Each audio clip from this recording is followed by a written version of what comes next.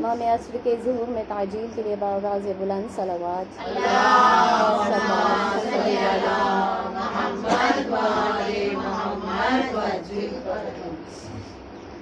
امام زمان کی سلامتی کے لیے باواز بلند صلوات.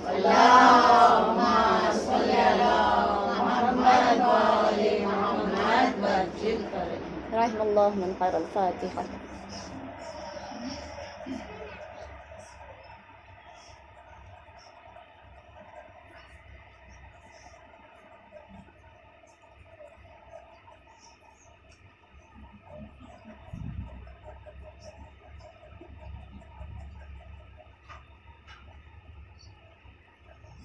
لا حول ولا قوة إلا بالله العلي العظيم. حسبنا الله ونعم الوكيل. نعم المولى ونعم النصير. الحمد لله رب العالمين، والصلاة والسلام على أشرف الأنبياء والمرسلين وخاتم النبيين حبيبنا وحبيب إله العالمين أبي القاسم محمد.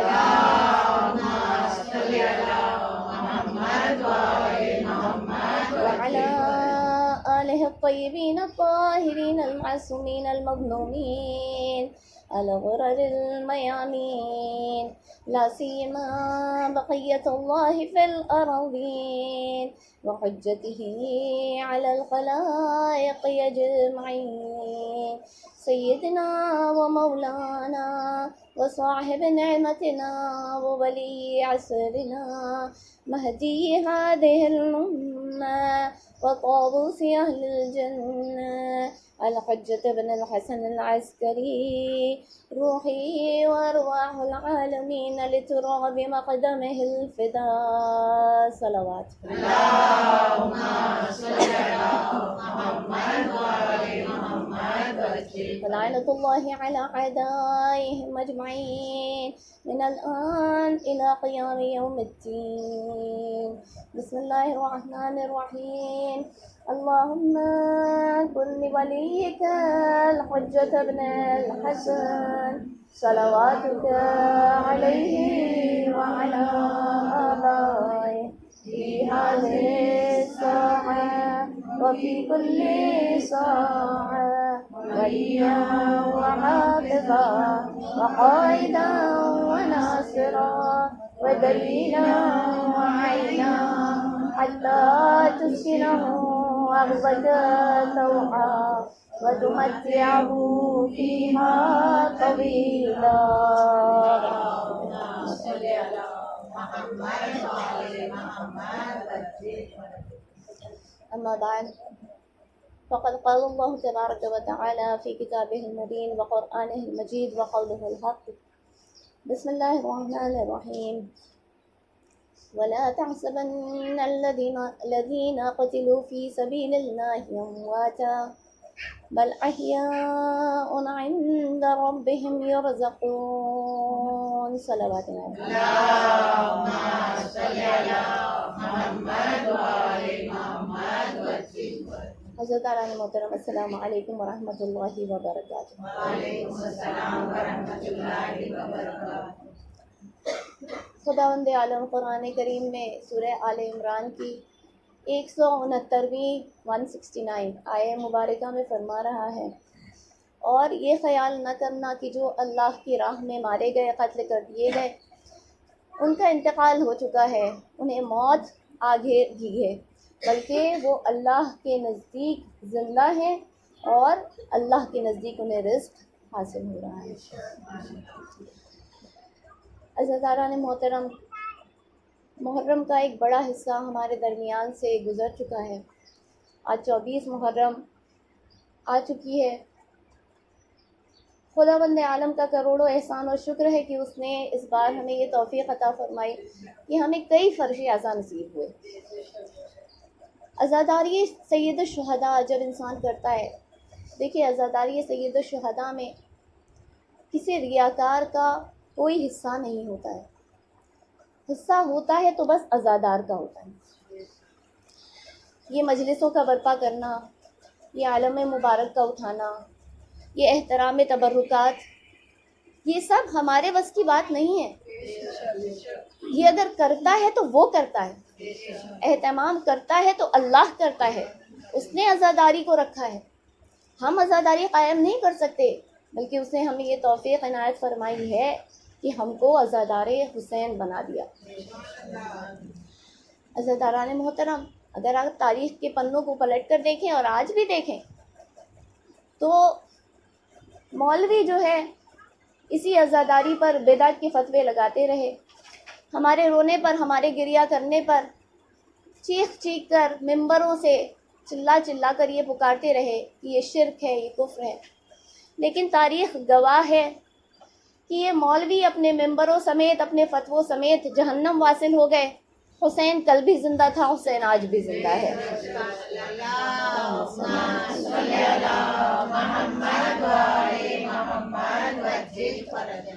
خداوند عالم نے وعدہ کیا ہے، فَاذْكُرُونِی اذْکُرکم، تم میرا ذکر کرو میں تمہارا ذکر کروں گا۔ نو کے نیزہ کی بلندی سے حسین کے کٹے ہوئے سر نے کٹنے کے بعد بھی اللہ کا ذکر کر کے اپنے وعدے کو وفا کیا ہے۔ پروردگار سر کٹا دوں گا لیکن تیرا ذکر رکنے نہ پائے گا۔ بس اللہ پر اب بنتا تھا کہ اپنے وعدے کو وفا کرے، اور اللہ نے حسین کے ذکر کو اتنا بلند کیا اور اس طرح سے منتشر کیا کائنات میں کہ آج کوئی ایسا شخص اس کائنات میں شاید نہیں ہے جسے حسین جیسی شخصیت سے آشنائی نہ ہو، جو حسین جیسی شخصیت کو پہچانتا نہ ہو۔ حتیٰ کہ صرف محبان اہل بیت کیا، لیکن وہ جو کہ دوسرے مذہب کے ہوا کرتے ہیں، ان کی زبان سے بھی لبیک یا حسین کی صدائیں آیا کرتی ہیں۔ عزاداران محترم، میرا موضوع شہدائے اسلام ہے، جو شہید اپنی جانیں اللہ کی راہ میں قربان کر دیتے ہیں، اور مجھ سے یہ خواہش کی گئی ہے کہ میں حضرت عباس کا ذکر کروں۔ ان سے بہتر شہید، ان سے بہتر شجاعت کا پیکر، ان سے بہتر وفا کا پیکر، سخاوت کا پیکر تاریخ میں کم ہی نظر آتے ہیں۔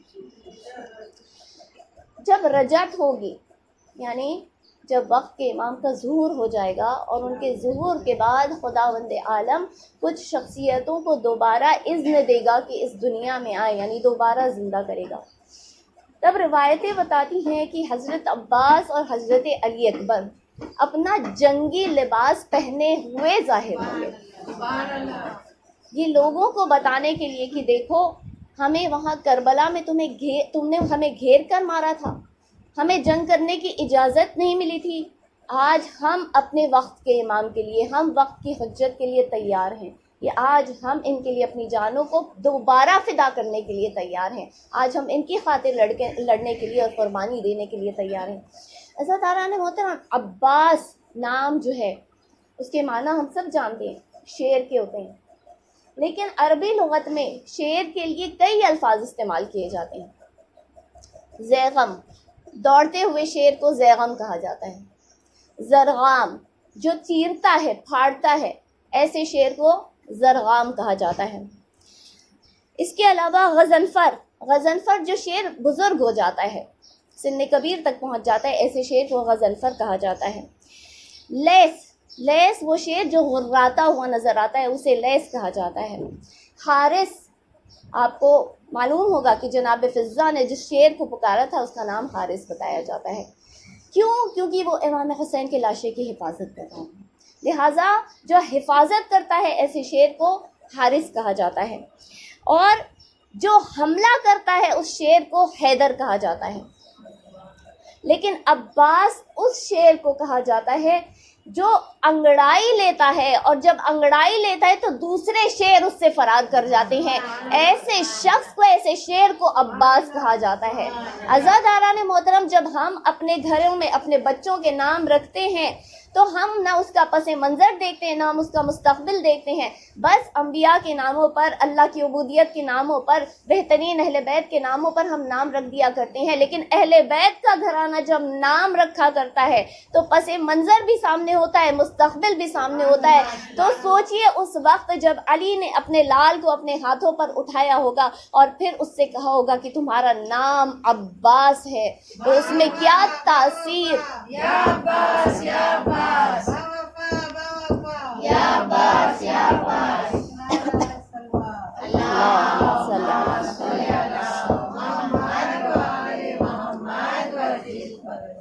یعنی ان میں کیا تاثیر, مولا کے کہنے سے کیا تاثیر ان کے اندر جو ہے وہ اجاگر ہوئی ہوگی کہ مولا نے وہ شیر بن کر دکھایا کربلا میں. وہ شجاعت جس کے لیے وہ مشہور ہو گئے, جس کے لیے مولا نے طلب کیا تھا, ان دلیری, شجاعت, اگر یہ ساری کیریکٹرسٹکس کو ہم یاد کرتے ہیں اور منسوب کرتے ہیں تو حضرت عباس سے کرتے ہیں. عزیزان محترم, مولا کے لیے جب ہم لفظ استعمال کرتے ہیں تو غازی عباس کا لفظ استعمال کرتے ہیں. ہم کہیں شہید عباس نہیں کہتے. اکثر شہداء کو ہم شہید کہہ کر اور ان کے ناموں کو لیا کرتے ہیں, لیکن مولا کے لیے ہم کہتے ہیں غازی عباس, اس لیے کہ انہوں نے وہ شجاعت دکھائی کہ انہوں نے کربلا فتح کر کے دکھائی. آج آپ کسی سے بھی دنیا میں پوچھ لیجئے کہ یزید کا پرچم کیسا تھا, کوئی آپ کو بتا سکے گا کہ یزید کا پرچم کیسا تھا؟ نہیں. جنہوں نے یہ سوچا تھا کہ ہم اہل بیت کے گھرانے کو مٹا دیں گے, ان کے پرچم کا بھی نام و نشان نہیں رہا, ان کے پرچم کی بھی توصیف نہیں بیان کی جا سکتی. لیکن آج آپ مولا حسین کے, حضرت عباس کے پرچم کے بارے میں کسی سے بھی سوال کیجئے, ہر کونے میں پرچم عباس لہرا رہا ہے. اور صرف پرچم عباس نہیں لہرا رہا ہے, اس پرچم کے اوپر ایک پنجہ ہے. آپ جانتے ہیں وہ پنجہ کس کی علامت ہے؟ وہ پنجہ ان کٹے ہوئے بازوؤں کی علامت ہے جو حضرت عباس نے نہر فرات کے کنارے کٹا دیے وہ شانے, لیکن آج بھی وہ پنجہ جو ہے علم کے اوپر اونچا اور بلند ہے, یہ بتانے کے لیے کہ دیکھو عزاداروں, تم اس وقت کربلا میں موجود نہیں تھے, لیکن آج بھی اگر تم حسین کے ہاتھوں پر بیعت کرنا چاہتے ہو تو آؤ, یہ پنجہ اب بھی کھلا ہوا ہے, آؤ حسین کے ہاتھوں پر بیعت کر لو. نعرے حیدری, نعرے سلوات, اللہم صلی علی محمد و آل محمد وعجل فرجهم. اس پنجے کے ساتھ میں ایک چاند بھی ہوا کرتا ہے, ایک چاند بھی جو ہے اس کے اوپر موجود ہوتا ہے. اہل بیت کے گھرانے میں سب کے سب خوبصورت, سب کے سب چاند کی مانند. اگر کسی کے گھرانے میں کوئی ایک شخص خوبصورت ہو تو آپ کئی ناموں سے اسے نوازیں, کئی القاب سے اسے نوازیں, لیکن جس کے گھرانے میں سب کے سب خوبصورت ہوں, آپ ان کے لیے کیا کہیں گے؟ رسول اللہ کے لیے یہ فرمایا جاتا ہے کہ رسول اللہ کو مشرکین جب دیکھا کرتے تھے تو کہتے تھے کہ ملکن کریم, انت ملکن کریم, آپ جو ہے ایک کریم فرشتے ہیں. یعنی دیکھ کر انہیں بشر نہیں کہا کرتے تھے, بلکہ انہیں کہا کرتے تھے کہ آپ تو فرشتے نظر آتے ہیں. وہ محمد جسے مشرکین جب رسول اللہ کسی بازار سے, کسی سڑک سے, کسی راستے سے گزر رہے ہوں تو مشرکین مڑ مڑ کر دیکھا کرتے تھے, ان کے چہرے کی زیارت کرنے کے مشتاق ہوا کرتے تھے. وہ اتنے خوبصورت, اور دیکھیے جتنے بنی ہاشم کے ہیں سب کے سب ان میں 3 کوالٹیز جو ہیں وہ ضرور بضرور ملتی ہیں, ایک خوبصورتی, ایک شجاعت اور ایک سخاوت. یہ ان ہر فرد میں نظر آتی ہے, اور بنو امیہ کے تمام افراد میں اس کے بالکل برعکس, نہ شجاع, نہ دلیری, نہ خوبصورتی, سب کے سب بدصورت, اور نہ سخاوت کے قائل. تو رسول اللہ کو مشرکین بھی مڑ مڑ کر دیکھا کرتے تھے, حتیٰ کہ کسی نے جو ہے رسول اللہ سے سوال کیا تھا کہ یا رسول اللہ آپ یہ بتائیے کہ حضرت یوسف, نبی یوسف زیادہ خوبصورت تھے یا آپ زیادہ خوبصورت ہیں؟ تو رسول اللہ نے جواب میں کہا تھا کہ میرے بھائی یوسف زیادہ خوبصورت تھے, لیکن وَأَنَا أَجْذَبُ مِنْهُ, مجھ میں کشش زیادہ ہے. اس کشش کی وجہ سے لوگ میری طرف راغب ہوتے ہیں, اس کشش کی وجہ سے لوگ بار بار میری زیارت کے مشتاق ہو جایا کرتے ہیں. تو وہ رسول اللہ جو اتنے خوبصورت اور اتنی کشش رکھنے والے, وہ مولائے کائنات کو کہتے ہوئے نظر آتے ہیں, یا علی انت کا بدر الدجا, اے علی آپ 14ویں کے چاند کی مانند، جو خود اتنا خوبصورت ہے وہ مولائے کائنات کو فرماتا ہوا نظر آ رہا ہے کہ آپ 14ویں کے چاند کے مانند۔ اور جب جنگی صفین ہو رہی ہے تب ایک مرتبہ ایک شخص آتا ہے اور مولائے کائنات کے حضور میں آ کر کہنا شروع کرتا ہے کہ یا امیر المومنین، کوئی ہے جو بالکل آپ کے انداز میں آپ کی طرح تلوار اٹھائے ہوئے، چہرے پر نقاب ڈالے ہوئے میدان میں شجاعت کے ساتھ لڑ رہا ہے اور دشمن کا قلعہ قمع کر رہا ہے۔ ایک مرتبہ مولا کے چہرے پر تبسم آیا، کہا کہ انہیں بلا کر لے کر آؤ۔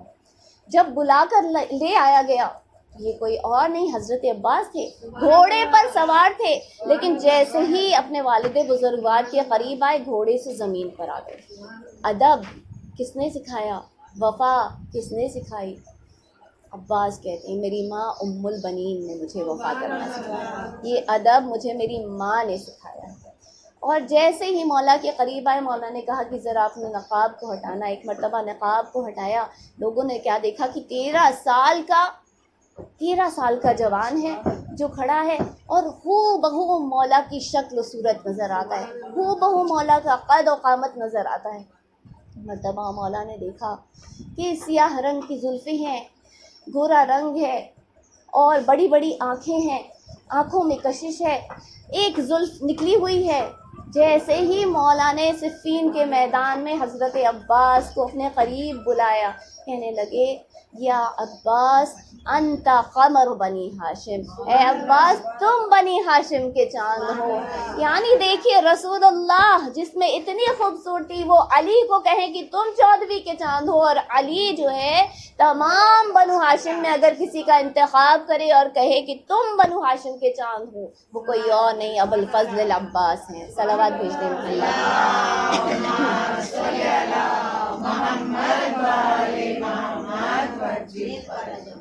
عزیزان محترم، جب ہم مہینوں کو، ان کی تعداد کو دیکھتے ہیں یا ان کے دنوں کو گنتے ہیں تو ہم جو کہتے ہیں کہ یہ اس مہینے کا چاند نکل آیا۔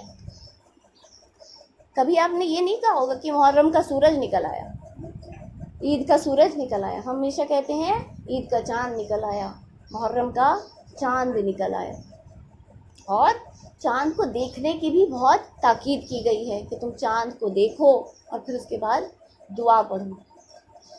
رسول اللہ کا ایک جملہ بہت مشہور ہوا جہاں پر انہوں نے فرمایا انا کالشمس و علی کالقمر، میں سورج کی مانند ہوں اور علی چاند کی مانند ہوں۔ عزاداران محترم، سورج بڑا بادشاہ ہوتا ہے، رسول اللہ کے مرتبے پر کوئی نہیں آ سکتا۔ سورج بڑا بادشاہ ہے، اگر آپ سورج کو دیکھنے کی کوشش کریں گے، سورج سے نظریں ملانے کی کوشش کریں گے تو آنکھیں خیرہ ہو جائیں گی، آنکھیں اندھی ہو جائیں گی، نابینا ہو جائیں گے۔ سورج کو دیکھنے کی کوئی تاکید نہیں آئی، سورج کو دیکھنے کی ہمارے روایتوں میں کوئی تاکید نہیں آئی، لیکن تاکید آئی تو چاند کو دیکھنے کی کہ تم جب دیکھو تو چاند کو دیکھو۔ اور چاند مہینے ہے بھی کتنے ہیں؟ 12، اور چاند نکلتا بھی کتنی مرتبہ ہے؟ 12 مرتبہ، یعنی ہر مہینے میں چاند کو دیکھو۔ اب آپ کو اس حدیث کا اندازہ ہوا جہاں پر رسول اللہ نے ایک مرتبہ مولائے کائنات کی طرف نظر کر کے کہا تھا النظر الی وجہ علی عبادہ، علی کی طرف دیکھنا، ان کے چہرے کی طرف دیکھنا عبادت ہے۔ سلامتی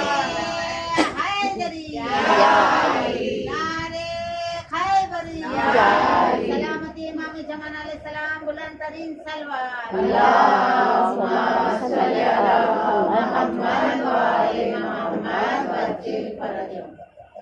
صرف مولا کی خوبصورتی نہیں بلکہ ان کی شجاعت بھی مشہور ہے، اسی لیے علی کے شجاعت کے وارث کو عباس کہتے ہیں۔ جب رسول اللہ کی رحلت ہوئی ہے تب اس وقت ان کے ایک چچا جن کا نام تھا عباس ابن عبد المطلب موجود تھے۔ ایک مرتبہ مولائے کائنات کے پاس آتے ہیں اور ان سے عرض کرتے ہیں کہ اے علی، آپ بھی میرے بھتیجے ہیں اور رسول اللہ بھی میرے بھتیجے تھے، لیکن رسول اللہ کی کچھ میراث آپ کے حوالے ہو گئی ہے۔ اس میراث میں کیا تھا؟ رسول اللہ کا امامہ रसूलुल्लाह की तलवार और रसूलुल्लाह का घोड़ा, ये आपके हवाले हो गई है। मैं आपका चचा हूँ, मैं रसूल का भी चचा हूँ। क्या बेहतर ना होगा कि इसमें से कोई एक चीज़ आप मुझे अता कर दें। मौलाए कायनात ने बड़े अदब से कहा कि बेशक चचा जान, आप चचा हैं और आपको हक़ बनता है, तो आप जो चाहें इसमें से ले लें। उन्होंने कहा कि ए अली, तुम जो देना चाहते हो मुझे दे दो। मस्जिद में बैठे हुए थे, असहाब के दरमियान बैठे हुए थे। एक मर्तबा मौला ने कहा, ठीक है चचा जान, मैं आपको अपना अम्मामा अता करता हूँ। अम्मामा उतारा और अपने चचा के सर पर रखा। कहा कि जाइए चचा जान, आप इसे ले जाइए। अब्बास इब्न अब्दुल मुत्तलिब कहते हैं कि अब जो अली ने मेरे सर पर अम्मामा रखा और मैंने उठना चाहा तो ऐसा महसूस हुआ जैसे मेरे सर पे किसी ने पहाड़ का बोझ रख दिया हो और मेरे शाने कोई दबा रहा हो, मेरे कंधों को कोई दबा रहा हो। मैं उठ नहीं पाया उस जगह से। मैंने अम्मामा उतारा और अली से कहा कि ए अली, आप ये अम्मामा खुद रखिए, इसका बोझ मैं नहीं उठा सकता। फिर कहा, मौलाए कायनात ने कहा, ठीक है, आप अम्मामा का बोझ नहीं उठा सकते, आप ये तलवार ले लीजिए। कहते हैं कि जैसे ही मेरे हाथ में वो तलवार आई, मेरे हाथों से छूट गई और गिर गई। मैं उसका वज़न बर्दाश्त नहीं कर सका। मैंने कहा, या अमीरुल मोमिनीन, इन दोनों का वज़न तो मैं बर्दाश्त नहीं कर सका, तो आप वो घोड़ा ही मुझे अता कर दीजिए।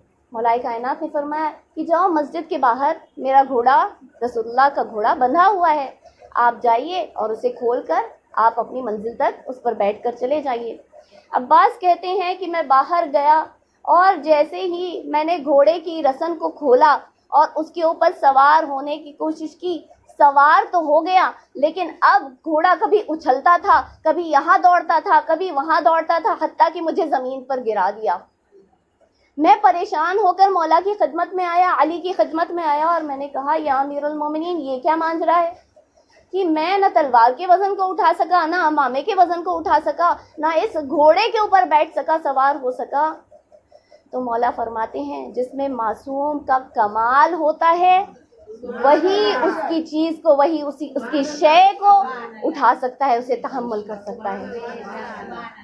एक ये थे अब्बास, मौला के चचा, रसूलुल्लाह के चचा, और एक वो अब्बास, अली का फर्जंद, मौलाए कायनात का फर्जंद। एक मर्तबा जब सिफ़ीन में मौला जो है उन्हें तैयार करके भेज रहे हैं, 13 साल के जवान हैं, जब तैयार करके भेज रहे हैं तो मौला ने अपना अम्मामा उतारा, अब्बास के सर पर रखा, अपनी तलवार निकाली, अब्बास के हाथों में दी, एक मर्तबा उसी घोड़े पर सवार किया जिस पर मौला खुद सवार हुआ करते थे और रवाना कर दिया। और हज़रत अब्बास बड़ी आसानी से इनका बोझ उठाते हुए जंग के मैदान में निकल गए। मैंने कहा, मौला ये क्या हुआ? एक वो चचा थे जो आपके उस वज़न को बर्दाश्त नहीं कर सके थे और ये आपके बेटे अभी 13 साल के हैं, लेकिन आपके इन तमाम चीज़ों के वज़न को बर्दाश्त कर लिया।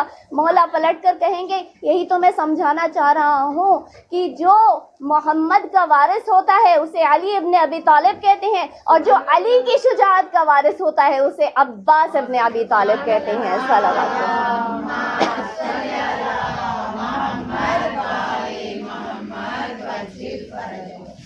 हाज़रदारान मोहतरम, ये हज़रत अब्बास जिन्हें बाबुल हवाइज का लक़ब इनायत किया गया,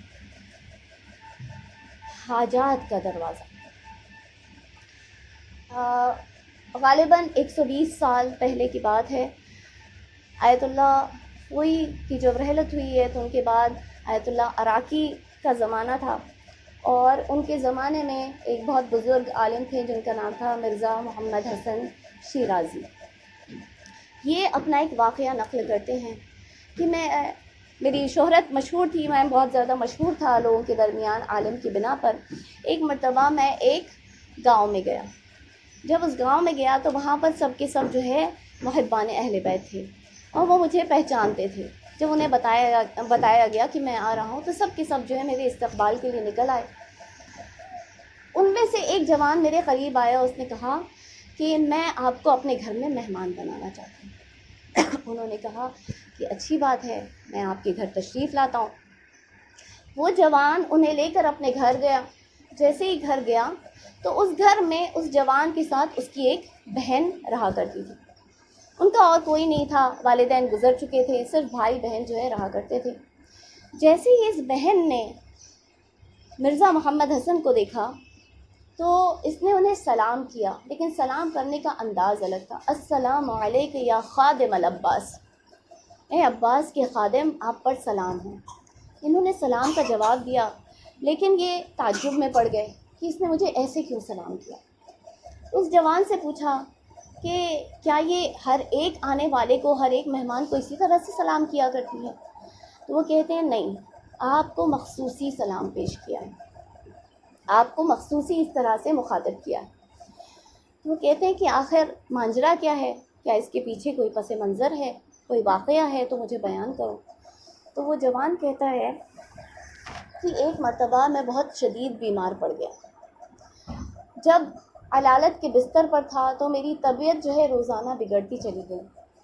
یہ میری بہن میری خدمت کرتی رہی، لیکن میری طبیعت میں کوئی بدلاؤ نہیں آیا، کوئی تبدیلی نہیں آئی. ایک روز میں بہت قریب تھا کہ میری اس دنیا سے رحلت ہو جاتی. احتضار کے وقت میری بہن نے مجھے دیکھا اور اس کی آنکھوں سے اشک جاری ہوئے. ایک مرتبہ دور ایک ٹیلہ تھا، میری بہن گھر سے نکل گئی اور اس ٹیلے پر جا کر کھڑی ہو گئی اور اس نے کربلا کا رخ کیا. کربلا کا رخ کرنے کے بعد مولا عباس کو مخاطب کرتے ہوئے کہتی ہے کہ اے مولا عباس، یا ابا الفضل، اے باب الحوائج، میرا دنیا میں بس یہ ایک ہی بھائی ہے اور میں اسی کے سہارے اپنی زندگی گزار رہی ہوں. مولا، میں آپ سے بہت امید لگائے ہوئے ہوں مولا کہ آپ میرے بھائی کو دوبارہ سے صحت عطا فرما دیں. میرے بھائی کو اپنے پاس ابھی نہ بلائیں مولا، اس کے بغیر میں جی نہیں سکوں گی، اس کے بغیر میرا کوئی سہارا نہیں ہے دنیا میں اس دنیا میں جی نہیں سکتی. یہ کہتا ہے کہ وہاں میری بہن جو ہے التجا کر رہی تھی کہ اچانک میں نے اپنے بستر کے قریب دو نورانی شخصیتوں کو پایا اور ایک نے دوسرے کو مخاطب کرتے ہوئے کہا کہ اے میرے آقا و مولا حسین، میں آپ سے التجا کرتا ہوں کہ آپ خداوند عالم سے دعا کیجئے کہ اس کے بھائی کو زندگی عطا فرما دے، اس کے بھائی کی زندگی کو لوٹا دے. ایک مرتبہ مولا کہتے ہیں کہ اے میرے بھائی عباس، خداوند عالم نے اس کی زندگی بس اتنی ہی رکھی ہے، اب اس کے بعد اس کی موت لکھی ہوئی ہے، اب اس کے بعد اس کی زندگی اور نہیں ہے اس دنیا میں. مولا عباس خاموش ہو گئے، لیکن کچھ دیر کے بعد کہتے ہیں کہ اے میرے آقا و مولا حسین، میں آپ سے التجا کرتا ہوں، آپ خدا سے کہہ دیجئے کہ یا تو اس کی زندگی اسے واپس لوٹا دے یا مجھ سے باب الحوائج کا لقب چھین لے، اس لیے کہ اس کی بہن نے مجھ سے بہت امید لگائی ہوئی ہے.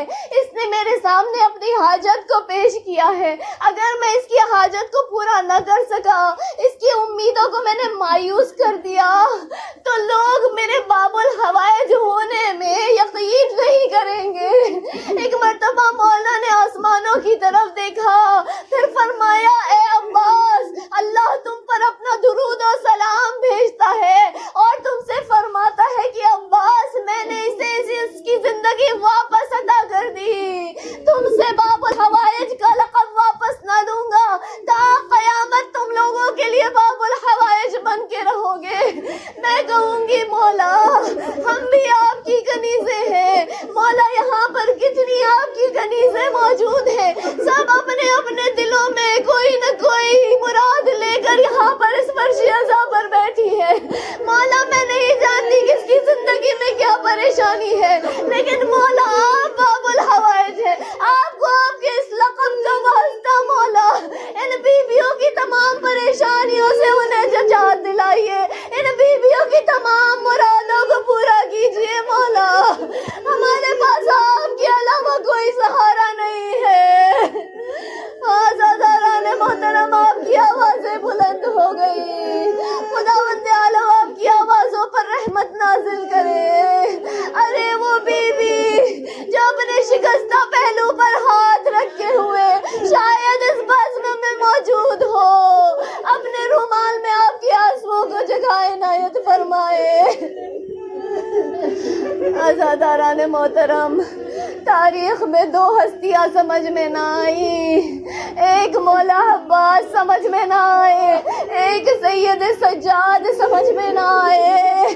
अरे अब्बास बड़े शुजा थे, लेकिन सैयद सज्जाद उनसे ज्यादा शुजा थे, इसलिए कि जहाँ अब्बास की शुजात खत्म होती है वहाँ से सैयद सज्जाद की शुजात शुरू होती है। आज़ादारान मोहतरम, मैं कहूँ अच्छा हुआ अब्बास आप नहरे फरात के किनारे सो गए, वरना अगर आप कूफा और शाम के बाजारों में आते तो शायद अब्बास पहले ही चौक पर अपनी जान दे बैठते। अरे जहाँ बीवियों को बेरदाई का दाग, हर बीबी की तशहीर की जा रही है, बागी बागी की सदाएं हैं। अरे ये तो इमामत की ताकत थी कि सैयद सज्जाद ये बर्दाश्त करते रहे, वरना अब्बास से बर्दाश्त न होता। जज़ाकुमुल्लाहु खैरल जज़ा। हुसैन की दो औलादें थी जो बाद हुसैन जिंदा रही। अरे एक औलाद वो जो कि जिंदा रहना चाहती थी और एक वो जो मर जाना चाहता था। आज़ादारान मोहतरम, मैं दलील दूँ आपको। अरे सकीना जब कैद खाने शाम में असीर हो गई, जब परिंदों को देखा करती थी तो फूफी से कहा करती थी, ए फूफी अम्मा ये परिंदे कहाँ जा रहे हैं? तो ज़ैनब कहती थी, ए मेरे लाल ये अपने अपने आशियानों को जा रहे हैं। तो वो 3.5 साला बच्ची कहती थी, फूफी अम्मा हम अपने वतन मदीना कब जाएंगे? अरे सकीना जिंदा रहना चाहती थी, लेकिन कैद खाने शाम के अंधेरे उस बच्ची को खा गए, लेकिन सज्जाद मर जाना चाहते थे। अरे बाजारों में या दरबारों में जब जब फूफियों की तशहीर की जाती थी तो मौला आसमानों की तरफ निगाह करते थे और कहते थे, ए मेरी अम्मा काश कि तुमने मुझे पैदा न किया होता, आज सज्जाद को ये मंजर न देखना पड़ता। अरे फूफी और बहनों को बेरिदा बाजारों और दरबारों में फिराया जा रहा है।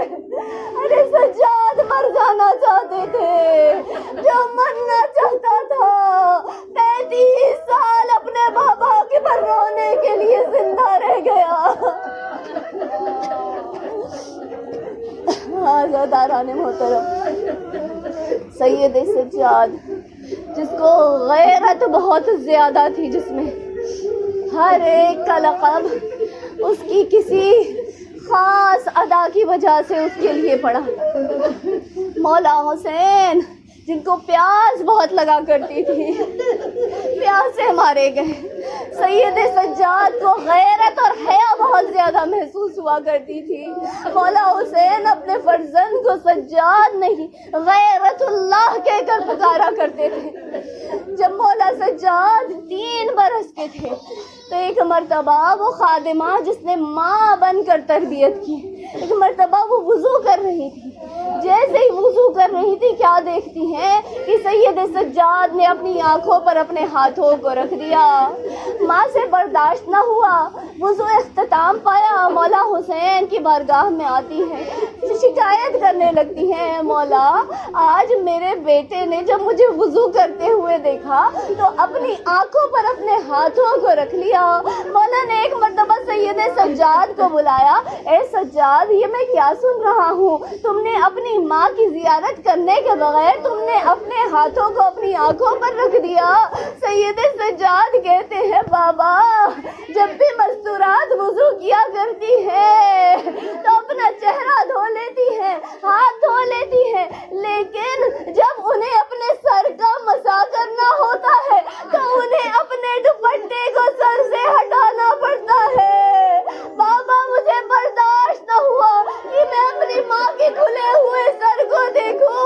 अरे वो 3 साल का सज्जाद जो अपनी माँ के खुले हुए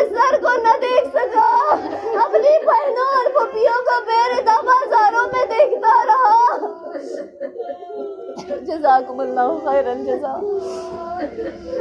عزاداران محترم، مچھلی کو ذبح نہیں کیا جاتا. مچھلی کو جب نکالا جاتا ہے نا تو وہ تڑپ تڑپ کے جان دے دیتی ہے. مولا کو جب خراج عقیدت پیش کی گئی تو ابوالحسن میراندی نے لکھا، ہر موڑ پر ذبح ہونے والے کو سلام. ارے ہر موڑ پر اپنی بہنوں اور پھوپھیوں کا سجاد دیکھتے تھے، ہر موڑ پر سجاد ذبح ہوا کرتے تھے. ارے تڑپ جایا کرتے تھے مولا. امام سجاد کا آج فرصہ دینے کے لیے آج ہم سب یہاں جمع ہیں. آج ہم شہزادی کو ان کے لال سجاد کا فرصہ دیں گے. سید سجاد 35 سال آنسو بہاتے رہے. ارے جب وقت آخر آیا، ایک مرتبہ مولا نے اپنے بچوں سے کہا کہ مجھے اس بستر سے اٹھا کر زمین پر لٹا دو. بچوں نے سوال کیا، اے ہمارے والد بزرگوار، اے بابا، آپ زمین پر کیوں لیٹنا چاہتے ہیں؟ مولا فرماتے ہیں اس وقت میں مخملی بستر پر ہوں، پر جانتے ہو 61 ہجری عصر عاشور میرا بابا کانٹوں بھری زمین پر تیروں کے مسلح پر تھا اور سجاد کچھ نہ کر سکا. ایک مرتبہ امام باقر آئے. امام باقر آ کر اپنے بابا کے سینے سے لپٹ گئے اور دیکھتے ہیں کہ بابا کی آنکھوں سے اشک جاری ہے. امام باقر کہتے ہیں، اے میرے بابا، آپ گریہ کیوں کرتے ہیں؟ دیکھیے لیے آپ کے لیے آپ کے استقبال میں رسول اللہ آ گئے، آپ کے استقبال میں مولا امیر المومنین آ گئے، آپ کے استقبال میں میرے دادا حسین آ گئے، میرے دادا حسن آ گئے. تو مولا سجاد فرماتے ہیں، اے میرے لال باقر، ابھی تم میرے سینے سے لپٹے ہوئے ہو. جانتے ہو عصر عاشور 61 ہجری کون میرے بابا کے سینے پر چڑھ کر بیٹھا تھا؟ ارے وہ نجس شمر ملعون میرے بابا کے سینے پر چڑھ کر بیٹھ گیا، ریش مبارک کو قبض کیا، میرے بابا کی گردن پر گند خنجر چلاتا تھا اور سجاد یہ منظر دیکھتا رہا.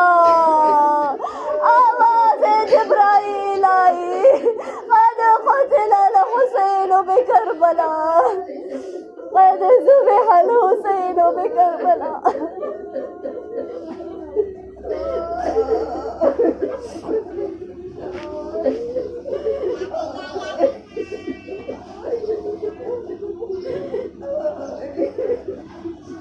انا للہ و انا الیہ راجعون. وسيعلم الذين ظلموا أي منقلب ينقلبون.